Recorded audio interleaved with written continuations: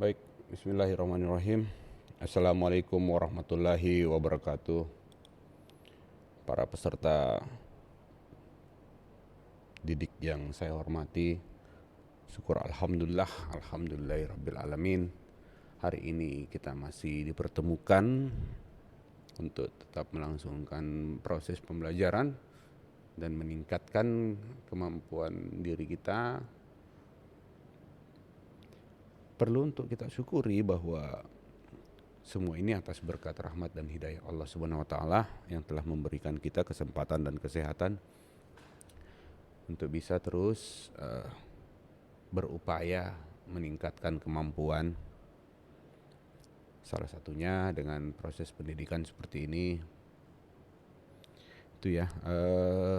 Tidak lupa pula kita kirimkan salawat dan taslim secara terus-menerus kepada Rasulullah Sallallahu Alaihi Wasallam beserta para sahabatnya yang telah memberikan kita petunjuk bagaimana kemudian manusia berperilaku di muka bumi ini, ya, tanpa peran-peran baginda Rasul dan para sahabatnya kita sulit menginterpretasi apa yang kemudian menjadi hukum-hukum Allah Subhanahu Wa Taala. Oke, kita lanjutkan dalam materi hukum agraria ini bahwa sesungguhnya persoalan yang perlu kita pahami secara awal adalah tentang sejarah, dasar hukum dan kemudian tujuan daripada hukum agraria ini. Nah,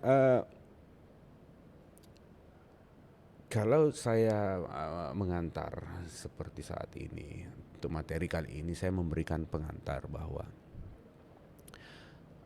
dalam perjalanannya ya ada situasi yang memang tidak menguntungkan bagi masyarakat Indonesia terkait hukum agraria ini, di mana pemerintahan kolonial telah menyelenggarakan pemerintahan, mengatur segala sesuatunya termasuk di sektor agraria yang kemudian tidak memberikan rasa keadilan bagi masyarakat Indonesia sebagai pribumi yang juga ibu pertiwi, ya, tanah kelahirannya, tanah kelahiran. Inilah yang kemudian tercetuslah sebuah konsep dasar untuk mendirikan sebuah bangunan hukum agar semua perilaku di masa akan datang diatur oleh hukum agar jelas apa yang menjadi sebuah tindakan yang benar atau tindakan yang tidak benar.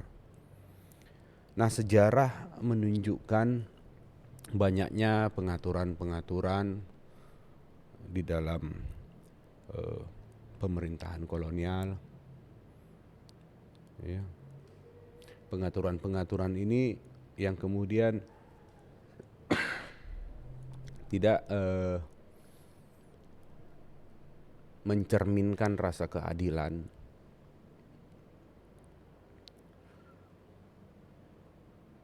Selama beratus-ratus tahun lamanya penduduk Indonesia asli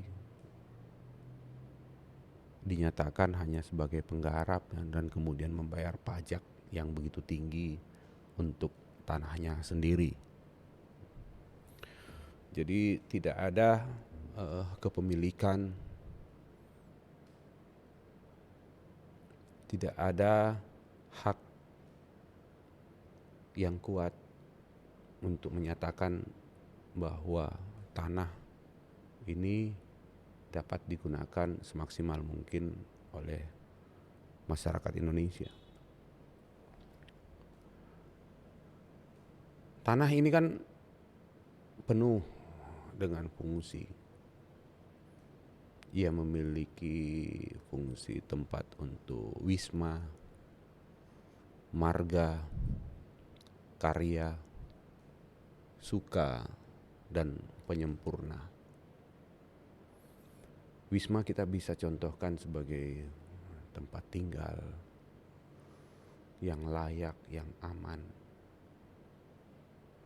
Marga untuk fasilitas umum yang kita gunakan bersama masyarakat lainnya.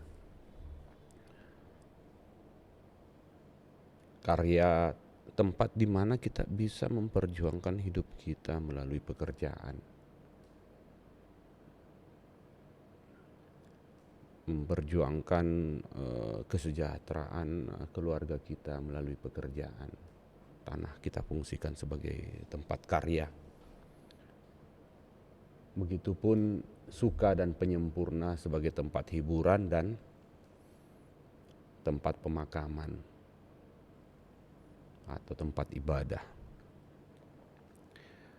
Olehnya dalam sejarah ini memperlihatkan bahwa penguasaan terhadap tanah ini dikuasai sepenuhnya oleh pemerintah kolonial yang diharapkan upaya-upaya atau politik-politik pertanahan kolonial itu tidak kembali lagi. Hari ini kita sudah tidak lagi menemukan secara konkret ya bagaimana konsep-konsep kolonial dalam mengelola tanah di Indonesia. Tapi persoalan terkait pengelolaan tanah di Indonesia masih marak hingga saat ini. Nah, inilah yang kemudian kita terus kembangkan menjadi dasar-dasar hukum pembentukan hukum agraria ke depannya. Dasar-dasar hukum agraria kan udah cukup jelas dalam Undang-Undang Dasar. Bumi, air, dan kekayaan alam yang terkandung di dalamnya ya, dikuasai oleh negara dan dipergunakan sebesar-besarnya untuk kemakmuran rakyat. Dasar hukum ini kemudian menjadi turunan-turunan hukum-hukum untuk lebih konkretkan bagaimana kemudian kesejahteraan rakyat itu diwujudkan melalui peraturan-peraturan di bawah Undang-Undang Dasar. Berkaitan dan tidak bertentangan dengan Undang-Undang Dasar Negara Kesatuan Republik Indonesia. Nah, Anda boleh kemudian menelusuri apa saja sih yang menjadi pijakan atau dasar hukum dalam hukum agraria ini. Ada Undang-Undang Pokok Agraria ya, tahun 1960 dan ada undang-undang yang mengatur tentang agraria, tentang hak-hak terhadap tanah, atas tanah ya. Ini kemudian Anda boleh menelusuri apa saja yang berkaitan. Ya. Jadi dalam perkembangannya saya sudah ceritakan sedikit. Bahkan dalam pembentukan hukum agraria selalu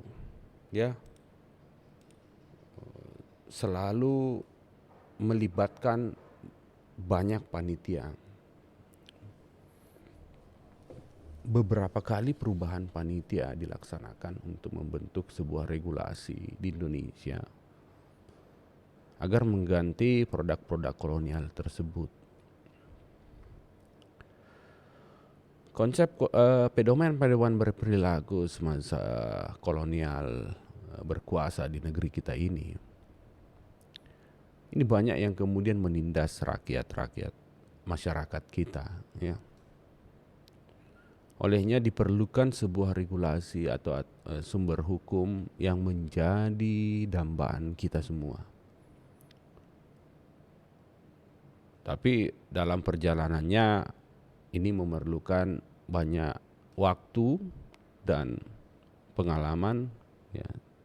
Bahkan sejarahnya telah mencatat terjadi beberapa pergantian panitia pembuatan hukum agraria nasional. Nah, yang eh, ada kisah dalam waktu itu salah satu panitia yang menyatakan bahwa perlu dibatasi tentang kepemilikan hak atas tanah. Luas-luasnya perlu dibatasi, ya. Dan perlunya pengakuan terhadap hak ulayat. Ya. Ada juga yang kemudian panitia lainnya mengungkapkan perlu menghapuskan asas domain verklaring, ya. Ada yang mengharapkan agar dualisme dalam hukum agraria itu dihapuskan. Ada yang mengusulkan tentang pendaftaran tanah itu diadakan, ya. Ada yang mengusulkan juga tentang sistematika, ya, pengelolaan hak atas tanah, ya, dan banyak macamnya, sehingga terjadi sebuah hukum agraria yang kemudian lebih lengkap dan masih dipergunakan sejak tahun 60 hingga sekarang. Berikutnya adalah tujuan daripada hukum agraria nasional itu dilaksanakan, ya. Jadi hal ini sudah saya ceritakan pada bagian awal bahwa adanya tuntutan masyarakat yang sebenarnya yang menginginkan sebuah keadaan yang didasari oleh aturan hukum yang mengakomodir kepentingan masyarakat Indonesia. Di antaranya penghapusan konsep feodal, ya. Itu membuat betul-betul kita, para pendahulu kita, melakukan perjuangan yang begitu masif, memerlukan energi yang besar sehingga banyak yang menjadi korban, ya. Dualisme serta mengakui bahwa pengakuan terhadap dualisme hukum serta pengakuan terhadap fungsi sosial daripada tanah itu, ya, perlu dipikirkan kembali, ya. Jadi ini memperlihatkan bahwa Undang-Undang Pokok Agraria ini sangat responsif dari pelibatan banyaknya panitia yang silih berganti dan merumuskan konsep-konsep yang ingin dituangkan di dalam Undang-Undang Pokok Agraria tersebut. Jadi sesungguhnya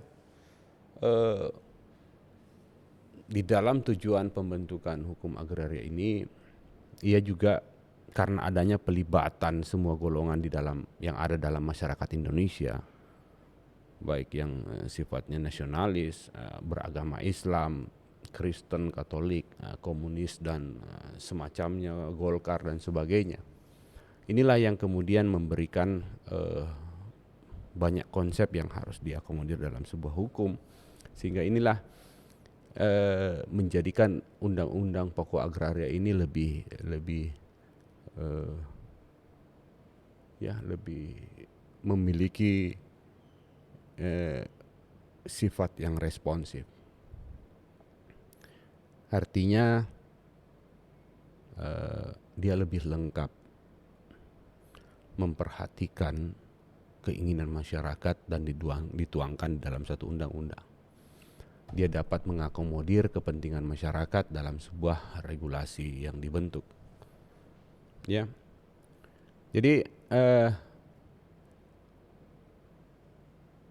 produk hukum yang responsif ini adalah sebuah bentuk cerminan pemenuhan atas tuntutan semua anggota masyarakat. hukum yang responsif seperti hukum agraria ini, dia berupaya semaksimal mungkin mencerminkan rasa keadilan di dalam masyarakat. Ia kemudian melakukan pembentukan peraturan perundang-undangan dengan mengundang secara terbuka partisipasi dan aspirasi masyarakat. Bahkan lembaga pengadilan memberikan banyak masukan sehingga hukum kemudian diberi fungsi sebagai alat pelaksanaan bagi kehendak masyarakat. Oke, di antara tujuan itu ada juga yang perlu kita pahami bahwa konsep pembentukan peraturan perundang-undangan terkait hukum agraria ini karena mencoba untuk membuat sebuah hukum, upaya-upaya yang dilakukan oleh bangsa ini ketika adanya peralihan, adanya masa transisi, lepasnya pemerintahan kolonial ke pemerintahan Indonesia. Konsep yang dibangun ini adalah untuk bertujuan membuat sebuah hukum yang satu terkait hukum tanah nasional. Jadi ada unifikasi hukum yang dibangun. Karena banyak memang kita lihat bentuk-bentuk hukum yang berlaku di Indonesia, ya, yang seperti kita pelajari di video sebelumnya. Inilah merupakan salah satu tujuan kenapa kemudian hukum agraria itu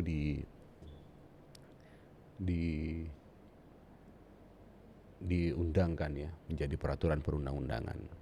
Yang terakhir ya pengaturan tanah perkebunan salah satunya ya, di mana waktu itu memang dalam sejarahnya ketika kolonial telah meninggalkan bangsa ini, ia meninggalkan tanah-tanah yang luas dan kemudian diduduki oleh petani, dan petani itu kemudian sepertinya ia melakukan seperti membuat sebuah eksistensi daripada tindakan-tindakan kolonial sebelumnya. Jadi dia menguasai lahan-lahan perkebunan yang luas tanpa adanya pengaturan yang khusus oleh pemerintah Indonesia. Ya. Padahal keinginan kita adalah bagaimana kemudian tanah ini bisa kita nikmati bersama hasilnya karena ia memiliki fungsi yang begitu besar bagi seluruh masyarakat Indonesia. Itu sampai di sini saja video pengantar ini. Terima kasih telah menyimak. Semoga Anda bisa memahami apa yang saya sampaikan. Berikutnya kita kemudian beralih kepada bagian-bagian untuk pembelajaran aktif. Terima kasih. Sampai bertemu dan Assalamualaikum warahmatullahi wabarakatuh.